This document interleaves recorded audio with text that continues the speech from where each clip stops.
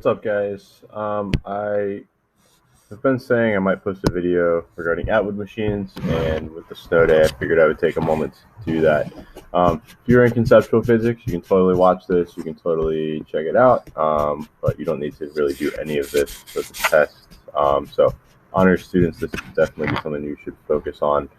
And I'm gonna start with some Atwood examples that we've gone through, and then go into something more related to the study guide. It might be a little bit more complex.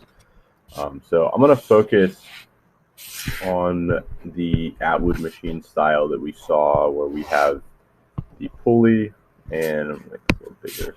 We have the pulley and two masses, and we don't have a table. And so I've drawn this as if I have mass 1 and mass 2, and mass 2 is larger than mass 1. For right now, I'm not really concerned about what their masses are. You may remember one of the practices that we did, we first started by drawing the free body diagram and then creating the sum of forces equation. And so let's kind of step through that. So the first thing I'm going to do here is my free body diagram, FBD. Let's see. Friday the 13th, so I don't know what color best goes with Friday the 13th. I guess red for blood. How about that? So I'm going to have tension on my string, and that's going to be in both directions. And then I'm going to have weight downward as well. And remember, we should probably label these weight 1 and weight 2 to signify that they're different. Right now, I only know that they're different because I'm saying that they are. Technically, mass 2 is also larger in size, so we're getting the idea that it's larger, but without actual numbers, we are kind of guessing. But since I'm creating the problem, we can do that. So here's our pulley. We always say that the pulley is frictionless, meaning that the tension on the string is uniform, and that allows us to say that these tensions are equal to each other. And we could go a step further and say T is equal to T. Otherwise, we would be saying that we have T1 and T2, which we are certainly not doing. So let me just kind of backpedal through this a little bit. All right, cool. So that's our free body diagram. Next thing that we're going to look at is the sum of forces equation. So I'm just going to say sum of forces. Remember, to do this, we want to start out with our sum of forces are equal to mass times acceleration, variation on Newton's second law. Drinking my coffee periodically. So we can write this out in its fullest extent here, and I can say that sigma F is equal to, and go into my forces. And before I go into my forces, I do want to account for what direction I'm going to set kind of for my coordinate system. So you may remember in class, I said that our system would move like this. And I'm continuing with this example because it's what we're familiar with. I'm choosing our system to move like this because if I were to release mass 2 would drop to the ground and mass 1 would rise, right? So I'm implying in my coordinate system that anything that travels in the direction of my green arrow is going to be positive.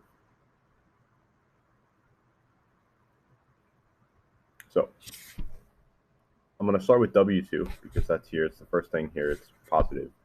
I'm going to say I have W2, but T for mass 2, and again, it's irrelevant because T's are the same, is going in the opposite direction of that. So I'm going to say T is a minus. If we work our way back around now to this set of masses, the T for mass 1 is moving again in the direction of the green arrow, so that would be a plus. And weight 1, or mass 1's weight, is going in the opposite direction, and so I'm going to do a minus weight 1. This can be a little bit confusing. I encourage you to set up the coordinate system as you see it most comfortable.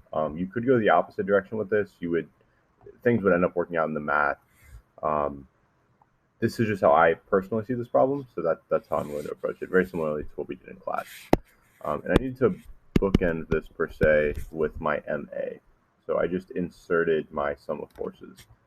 And you may recall from what we did in class, we're going to now just focus on the part of our sum of forces equation that we need to work with. And I guess I should tell you what we want to do with this equation, because technically this is the sum of forces equation.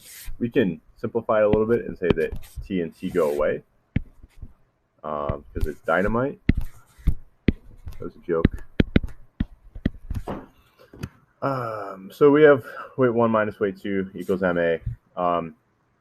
I don't need this sigma F anymore. Like, it would just be kind of carried around as baggage if I kept it in the equation. Same with T and T, because it's dynamite. It blew up. It's gone.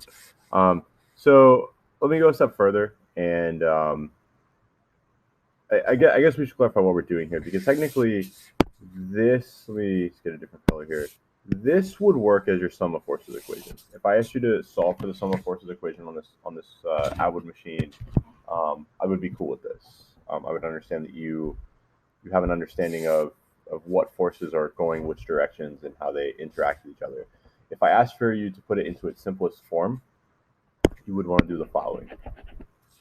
You would want to come down here and say sigma F is equal to weight 2 minus weight 1, which is equal to MA. This would be the simplest form of the sum of forces equation.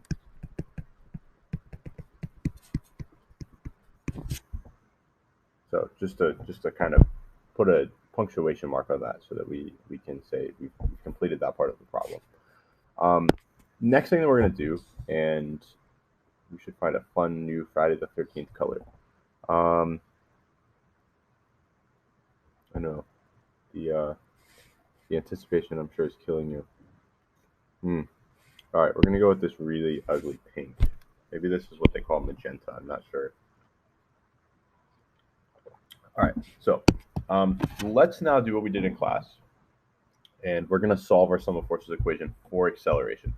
To kind of put this problem into perspective, we're looking at this entire system as it accelerates, and we agreed that since mass 2 is going to be larger, mass 2 is going to pull mass 1 up towards the pulley. We're kind of just foregoing what happens when mass 1 reaches the pulley. I mean, it probably is going to get tangled up, and then the whole thing's going to fall apart. We don't really care about that. We're just, looking at this as a system that we want to understand in general. So when I consider my mass here, this ends up being the mass of my entire system because it's coupled with the acceleration of the entire system. So I need to expand this, and let's just give ourselves a step 3 here.